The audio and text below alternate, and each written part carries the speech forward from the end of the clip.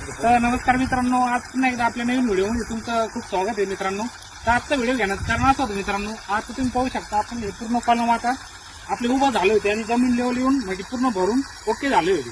तर आपण हे गड्डे बुजत होतो. आता तर गड्डे बुजवता टायमाला आपण कुठल्या प्रकारे व्यवस्थित काळजी घेतली पाहिजे. आपल्याला राहुल मिस्त्री एकदम सोप्या भाषेत आणि तुम्हाला समजेल अशा भाषेत सांगणार आहे. राहुल मिस्त्री नमस्कार. नमस्कार. राहुल मिस्त्री आपले जेवढे नवीन मित्रांचं घर बांधत चालू असेल किंवा ज्यांना पण आता नवीन घराचं काम चालू करायचं असेल तर ज्यावेळेस ते जमीन लेवल आल्यानंतर कॉलम आल्यानंतर ज्यावेळेस ते मातीनं किंवा मुरमानं बुजवत्या त्यावेळेस आपण कशा प्रकारे बुजवलं पाहिजे आणि कशी काळजी घेतली पाहिजे.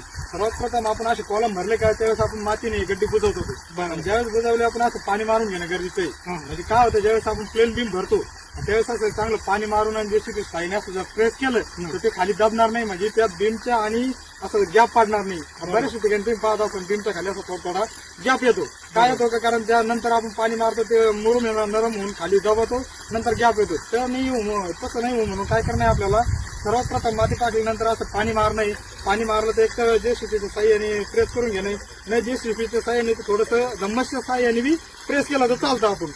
जेणेकरून आपल्या खाली ना असं बीमचं जे प्लेन बीम राहतं त्याच्या खाली असं गॅप येऊ नये आणि मजबूत आपलं बेसपीट व्हावं या हिशोबाने असं तुम्ही काळजी घेतली पाहिजे. तर मित्रांनो, आता राहुल मिस्त्री ज्या पद्धतीने आपल्याला सांगितलं की काय होतं माहिती का, आपण ज्यावेळेस कॉलमचे गड्डे घेतो आणि गड्डे घेतल्यानंतर जेवढा आपला गड्ड्याचा भाग असतो ना तर कालांतरानं त्या गड्ड्याच्या भागावर जी माती असते ती खाली दबून जाते. खाली दाबल्यामुळे आपला जो बीम राहतो ना त्या बीमच्या खाली भोगशे पाडतात.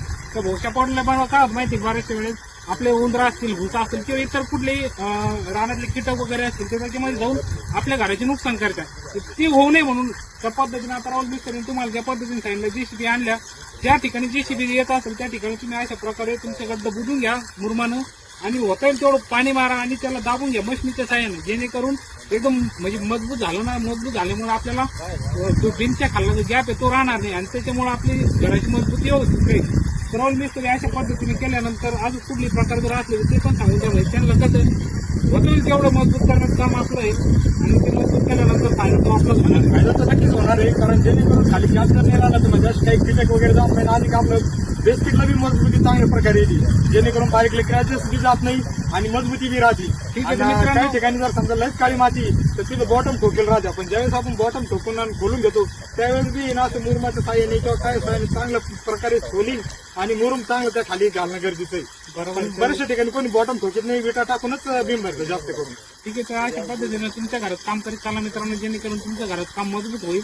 आणि मित्रांनो, तुमचे जे मित्र असतील किंवा तुमचं पाहुणे रावळे घर कोणाचं घरात काम चालू असेल तर अशा पद्धतीने तुम्ही करण्यासाठी आपला व्हिडिओ त्यांच्यापर्यंत शेअर करीत चला, जेणेकरून त्यांना पण ही माहिती एकदम महत्वाची असल्यामुळे त्यांच्या पण काम येऊन जाईल. आणि सगळ्यात महत्वाचं मित्रांनो, तुम्ही आपल्याला शेअर करीत चला आणि फॉलो करायला विसरू नका मित्रांनो, आणि लाईक पण करीत चला मित्रांनो. धन्यवाद.